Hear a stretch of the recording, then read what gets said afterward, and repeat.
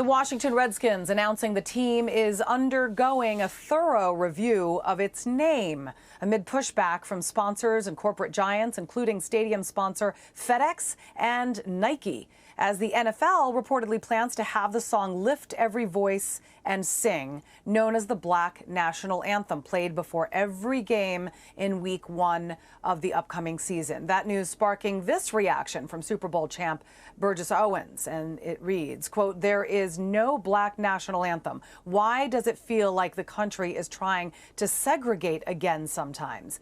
Here to talk about this is former NFL player Merril Hoge. Okay, first we'll start Redskins, then we'll talk about the Black National Anthem. First, let me ask you, Merril, is it time, do you believe, to change the Redskins name once and for all? Well, I grew up in Pocatello, Idaho, so I have a lot of Indian friends, reservations, different tribes around the area. That's how I grew up. I didn't even know this until recently that Redskin is considered a racial slur. And I think when you think of it in those terms from a racial slur perspective, that puts a whole different scope on it. I've never heard a lot of my Indian friends, actually, there was two high school options, Highland High School or Pocatello High School, which represented the Indians. And a lot of my Indian friends, we got stuck going to Highland, wanted to go to Pocatello High School because it represented the Indians. But if you go back to the slur aspect of it, the racial slur, that puts a different perspective on it, how it makes them feel, and how they see it. I never saw it that way. I never even thought of it that way until I became more educated and informed. And then that's how they see it. And really, they want to be called Native Americans. That's how they want to be called and represented. And so I understand that viewpoint. The viewpoints have changed because, 20, 30 years ago, we weren't having these discussions, but maybe sometimes that's what history does. It teaches us that maybe certain conversations need to be had.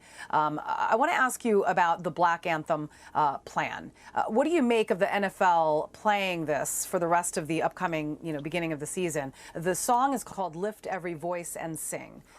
What do you make of having that played? Well, Julie, I'll tell you this. Ironically, I got the request when I was golfing with one of my dear friends, Solomon Wilcox, who's an African-American. We have a great bond together. I get the request to come on here. I know nothing about the Black National Anthem.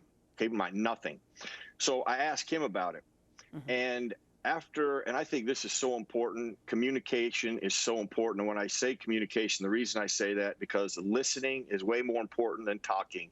You learn more by listening. So I listened to Solomon Wilcox explain to me what the Black National Anthem is about. It goes all the way back to the 1800s. 10 seconds. He actually used to sing it in his high school. It was a segregated high school. And they used to sing it in high school. And when you look at the words, faith and hope, I mean, it's actually a powerful song. Merril, we have to go. The way I look at it is it is a powerful song, and we do need to begin to listen. Merril Hoge, I have to go.